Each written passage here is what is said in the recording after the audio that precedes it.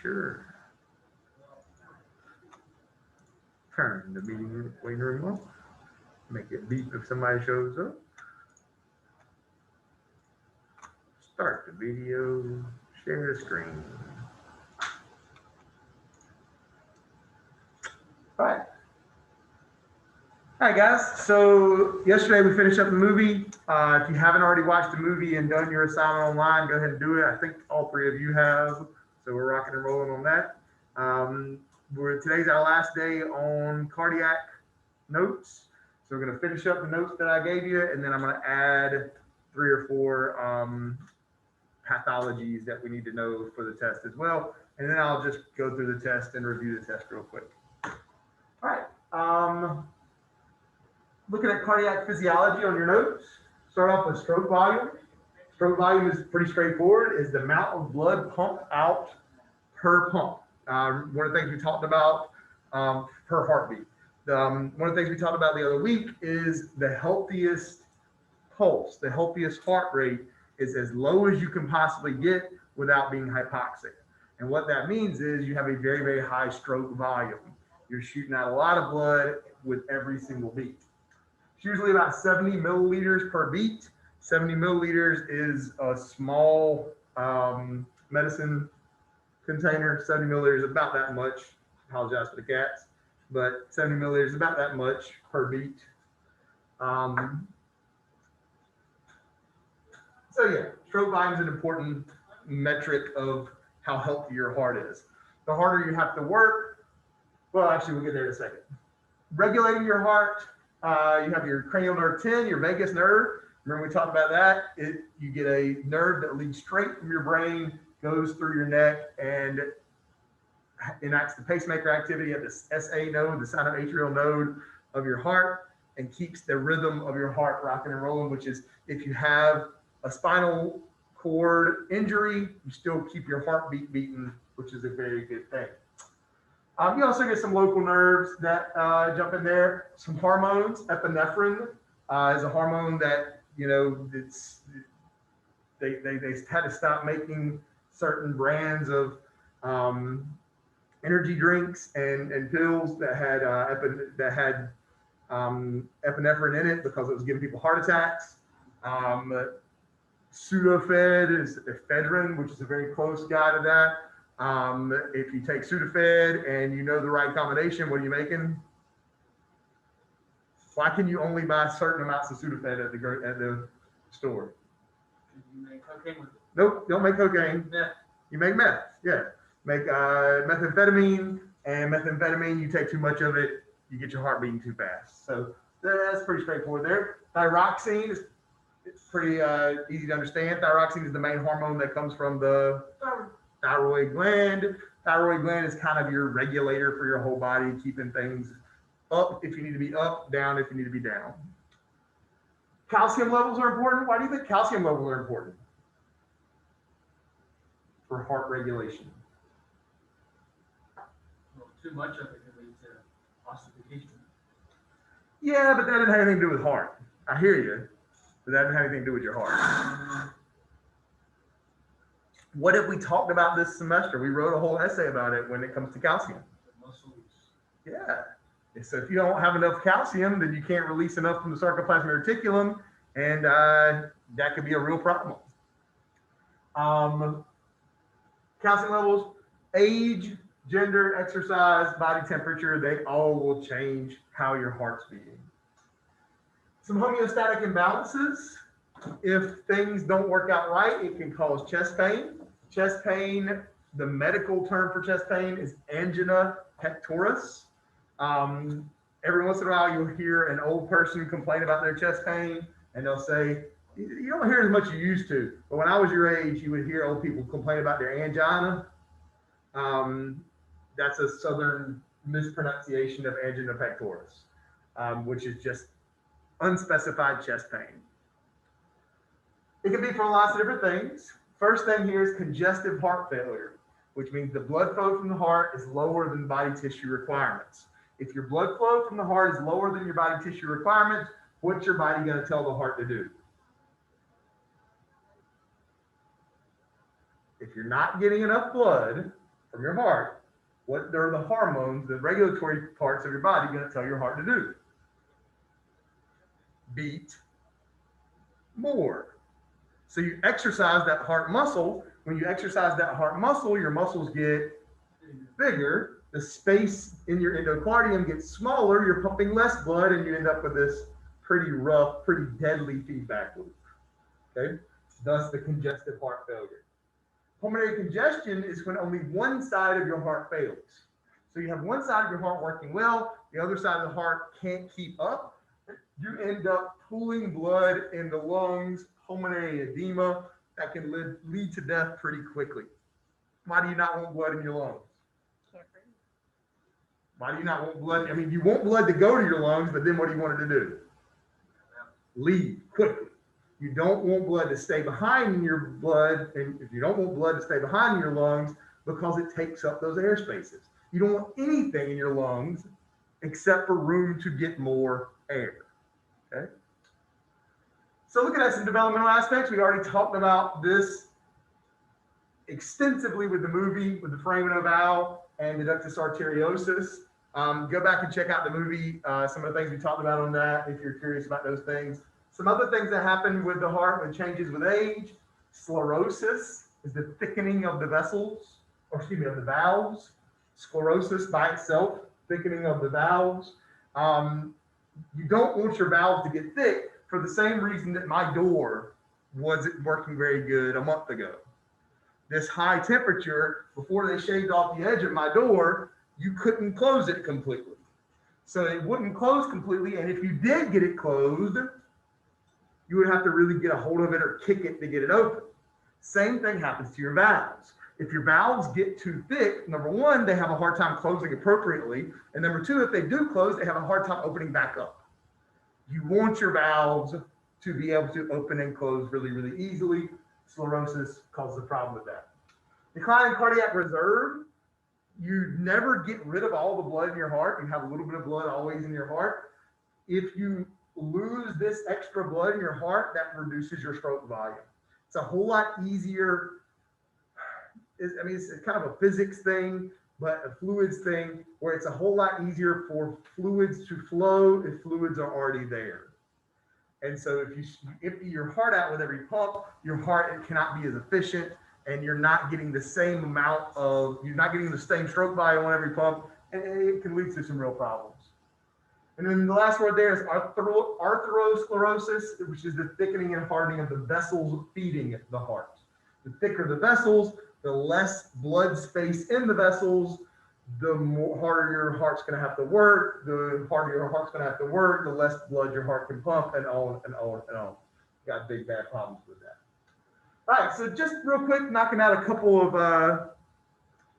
of pathologies. First one I want to talk about is Berger disease.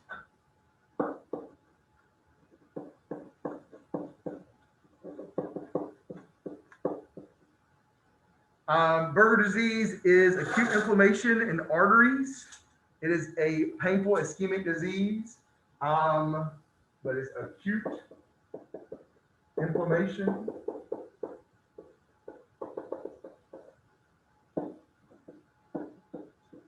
of arteries.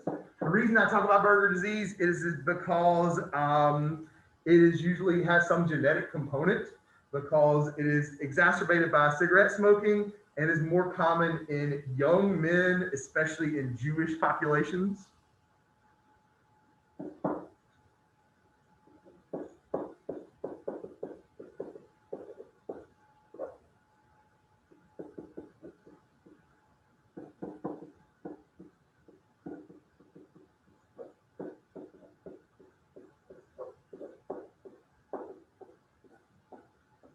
Now, cigarette smoking makes you think that it is an environmental issue, but then young Jewish men makes you think it's a genetic issue.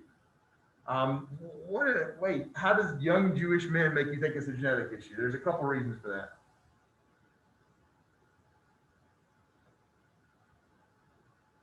Well, first off, young. We usually think about things breaking down with old age. So young, something that happens to you young, you got to really think, hey, that might be a genetic situation. Jewish?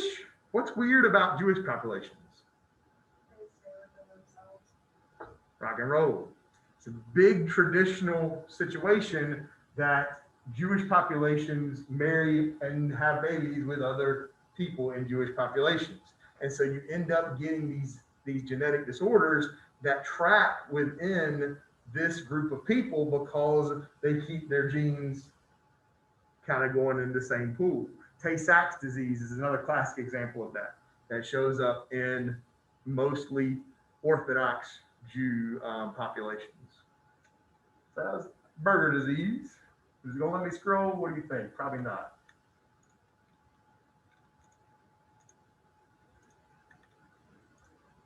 What no problem? Oh, I gotta add. Let me add a. Let's see. Let me. Nope, but it won't let me scroll that away. Oh, how about this? Right. Just select it all. Nope. All right, I'm gonna just get rid of it. Sorry. So hopefully you got burger disease. We'll talk more about burger disease in just a second. Okay. Rolling on, we already talked about angina pectoris, just chest pain. Myocardial infarction is also something we've already talked about. But I'm gonna write it again.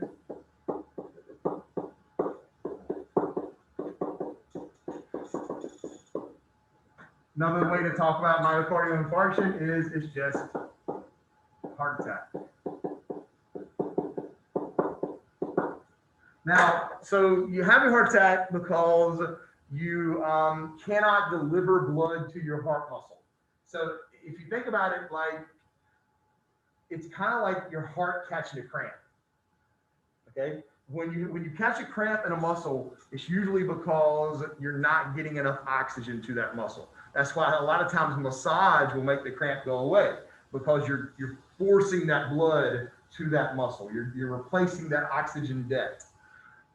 The heart, instead of catching a cramp, you get this pain and you could pass out and you get all kinds of things that kind of go along with that. But then sometimes it can stop and go away and get better. And people end up having their heart attack and rolling on with their day. So you show up to the emergency room 30 minutes after having a heart attack, recovering from your heart attack. Anybody know how the doctor diagnoses and confirms that you actually had a heart attack?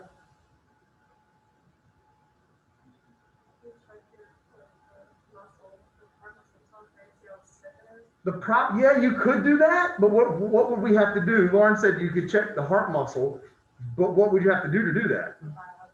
Well, you'd have to get in there and see some heart.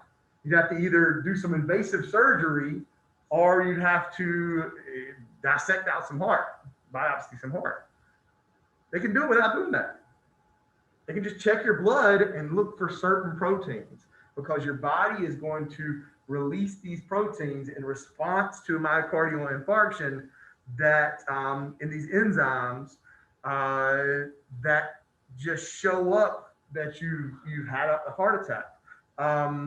Release of myocardial enzymes and other proteins into the bloodstream caused by altered membrane permeability and necrotic myocardial cells.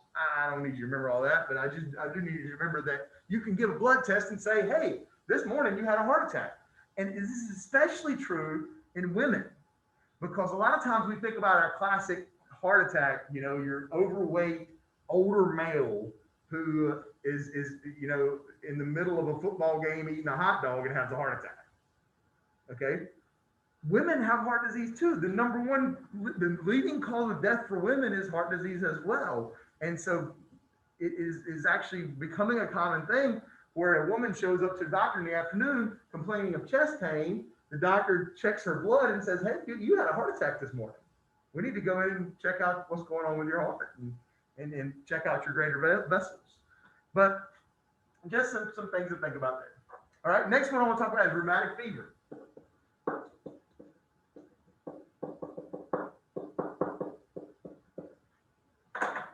Rheumatic fever is an inflammatory disorder that is caused by group A strep infection.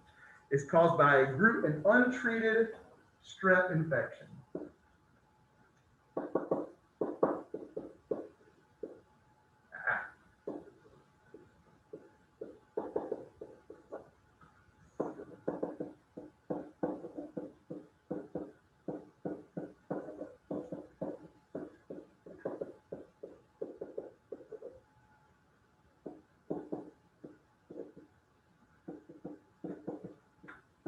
And I'm not going to write the whole bug to this. Group A beta hemolytic streptococci. I'm not going to write all that down. But it's an untreated strep infection. And what happens with rheumatic fever is your body shoots some serious immune system antibodies to try to kill this infection that didn't get treated. And it can cause some rough situations in childhood, but can also cause rheumatic heart disease much, much later in life. It's pretty rare for young people now to have untreated strep infections because any sniffle, you go to the doctor, you get an antibiotic, and especially if you have a fever, which is associated with these strep infections. And also the bugs that usually cause these disorders are getting rarer because of the advent of antibiotics. One of the disorders that you might have heard about maybe in movies or something is scarlet fever. Anybody ever had scarlet fever? If you ask a group of people your age, I know we only have 4 in here today, but if you ask a group of people your age, 200, 300 people, anybody ever had scarlet fever? Odds are nobody will say yes. Now, if you have anybody ever had strep throat, people raise hands like crazy because that bug has not gone away. But the bug, this strep infection here that caused scarlet fever is kind of gone away, which is great, but you do have some incidents of it. I know it was a long time ago, 1986 or so, but when I was 5 years old, I had scarlet fever. And one of the things that, every time I go to a doctor, I talk about is the danger of one day, this rheumatic fever, this rheumatic heart disease coming back up later in life due to that infection. So just kind of something to throw out about that. And it's another, starts off with an infectious disorder, but becomes an autoimmune disorder later in life. I think 2 more I want to talk about. Let's see.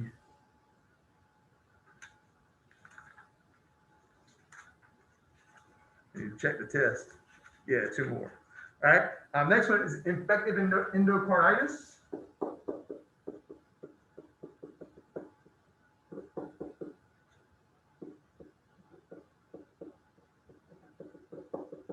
And this is one of those beautiful anatomy terms that you can just look at and know what it is. Itis, infective, a bug caused it, a bacteria, a virus, or a fungus. Endocardium is the inside of the heart. So infective endocarditis is a bacterial, but sometimes a fungal infection of the endocardium. It's exactly what it sounds like.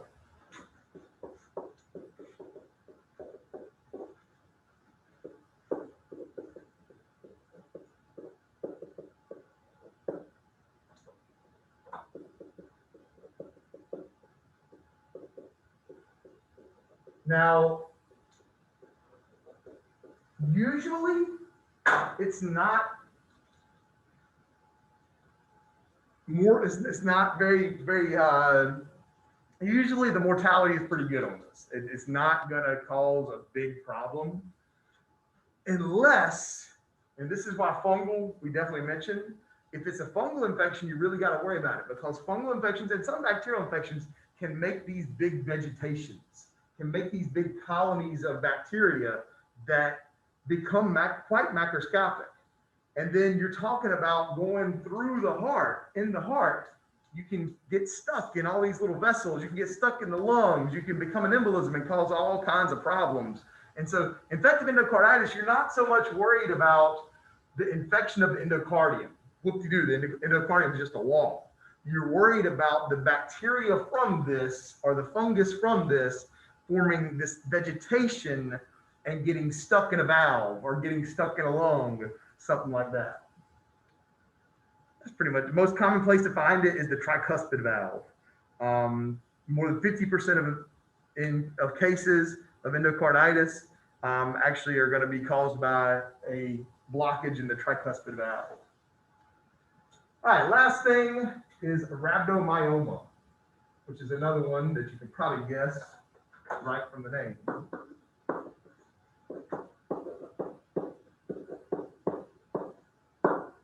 Rhabdo, maybe you don't know that prefix. It means having to do with the heart. Oma. Yeah.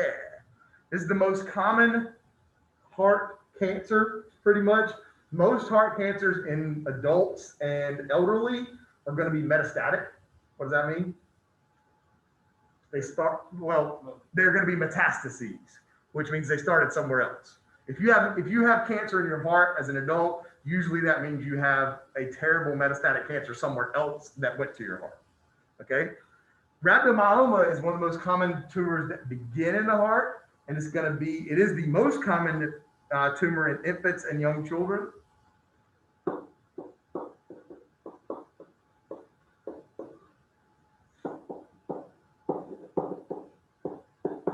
So it's rare for cancer to start in the heart? Yeah. It's rare for cancer to start in muscles. And the heart is muscle. Most common cardiac tumor in infants and young children. Muscular, nervous system and muscular cancers are more common in children than they are in adults. Why? Yeah. Anytime you're splitting cells, you have a risk of cancer. And so infant cancers can be anywhere because those cells are splitting like crazy. Adults, elderly cancers are going to be in their skin, in their pancreas, in their colon, but things that are, splitting like crazy. Questions? Not much else to say about rhabdomyoma. It's pretty easily treated. It's associated with tuberous sclerosis, which can be a rough situation, but they do, thanks to our guys we watched the movie, they do pretty good at getting in there and fixing most hearts for babies even. Sound good? All right, let's look at the stuff on this test.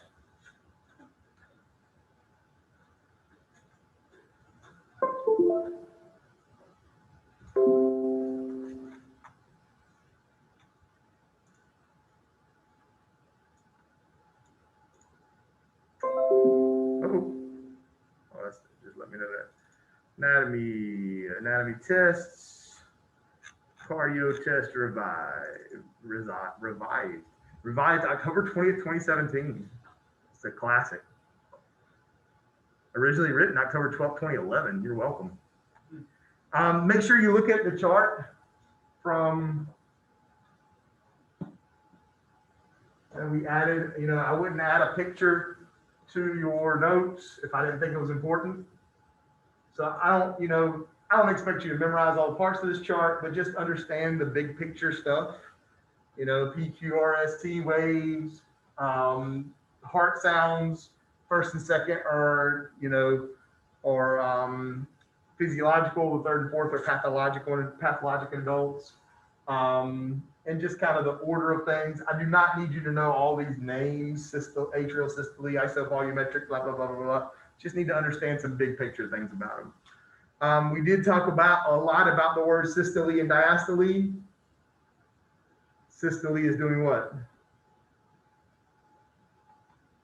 So remember we talked about systolic blood pressure and diastolic blood pressure. Which number is going to be higher?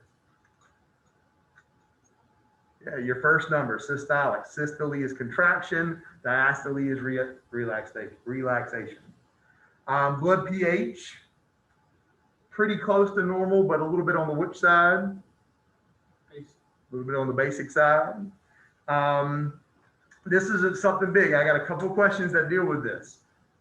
What makes the heart sounds? The heart bouncing off the walls. The what bouncing off walls? What? Very good. The blood hitting closed valves. That is huge for people to understand because it's a misconception. You watch a video, you think that the sound is coming from the flapping of the valves. That's almost silent. The sound is coming from blood hitting closed walls. So the end of the first sound is going to be when the blood hits the closed wall, and then the sound's going to stop when the valve does what? When the valve opens up and the blood flows. Flowing blood should be silent. You ever see a doctor take the bell of their stethoscope? See if I can pull my stethoscope out here. Stethoscope's got two sides, most of them, most fancy ones. And I lost the earpiece, so this one's kind of uncomfortable. But most stethoscope has two sides. You got this side, listen to your nice normal sounds. Then you have the bell of the stethoscope, flip it around, and you can go right here. What am I listening to right here? Yeah, listening for the carotid pulse. And what is it? What do you think the doctor wants to hear right here? Almost nothing. You know, really smooth, very little sound. If you hear crackling, if you hear a roaring river, you got a problem. Flowing blood is almost silent. What makes the noise is when the blood hits the wall. Okay? What do we call that thing I just pulled out? Yeah. It's a pretty easy question. It's on the test. It was good for y'all. That's a gimme, I think. What do you call the part of blood that's not cellular? Piece of cake. Another name for red blood cells? Say it loud. Erythrocytes. What about if you don't have enough red blood cells? Lauren, ready for this test? Say it loud, Lauren. Anemia, absolutely. What about too many red blood cells? Rock and roll.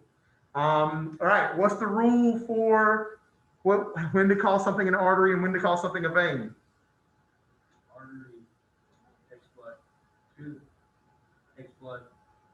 It pumps blood out of the heart to the body. Veins take it back in.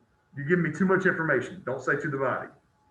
If blood is leaving the heart, it's an artery. If blood's coming back to the heart, it's a vein. Because you might not be going to the body, you might be going to the lungs.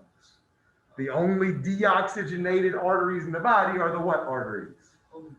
Rock and roll. Feel good? All right. Hemostasis, know the big picture thing. Vascular spasms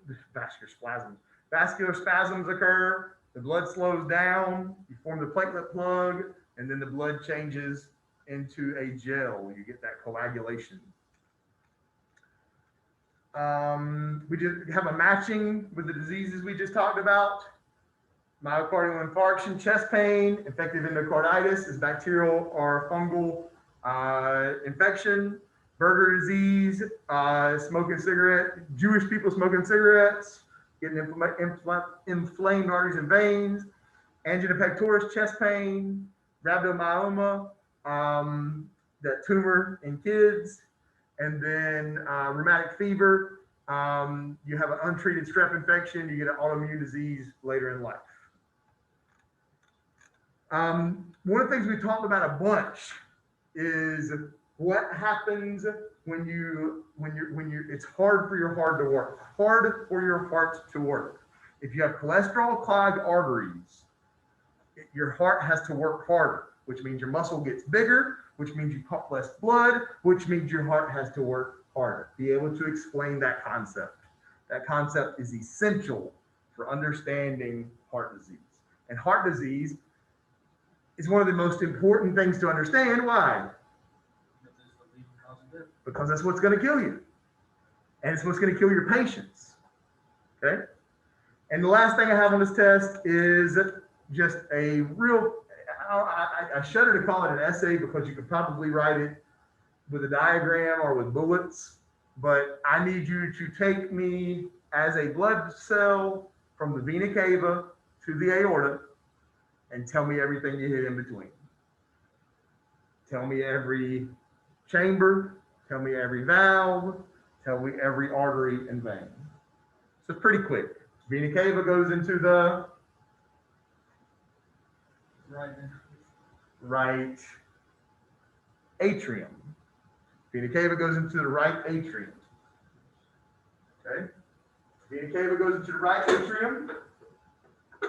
And then from the right atrium, you're going to go through what valve?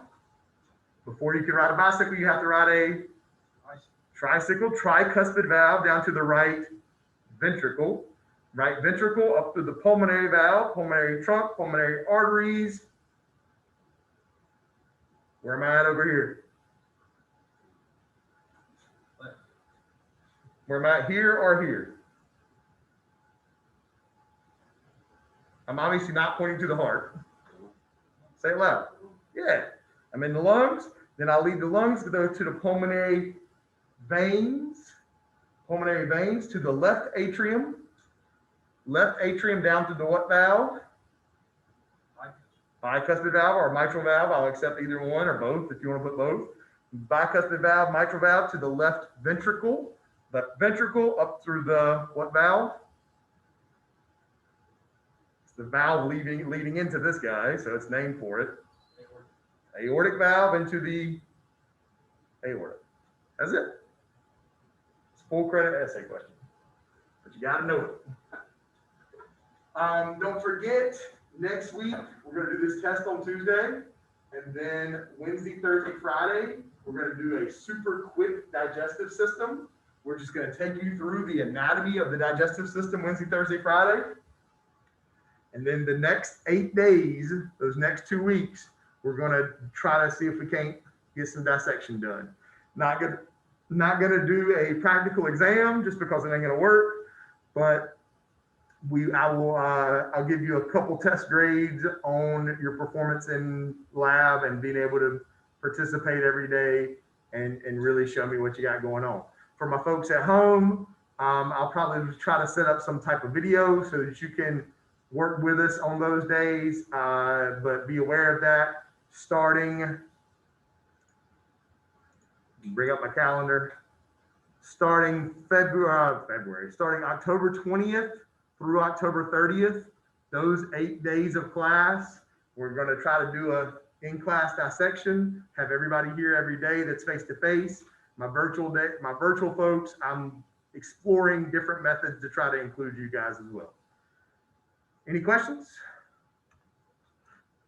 All right, y'all have a great day.